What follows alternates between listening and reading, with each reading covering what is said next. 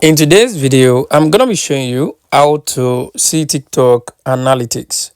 So to actually be able to check your TikTok analytics, it's very simple and very basic to do. The first thing you want to do, you want to log into your TikTok account. So let's open up my TikTok account over here.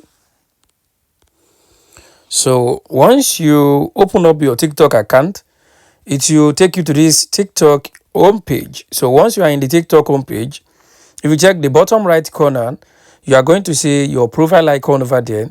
I want you to tap on that profile icon to take you to your profile.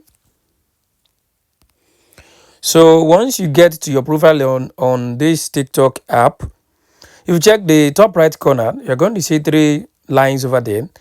I want you to tap on those three lines. So once you tap on those three lines, it will bring up another page for you. So then on this page, I want you to tap on TikTok Studio. So let's tap on TikTok Studio. So once you tap on TikTok Studio, it will load up the studio for you. So let's wait.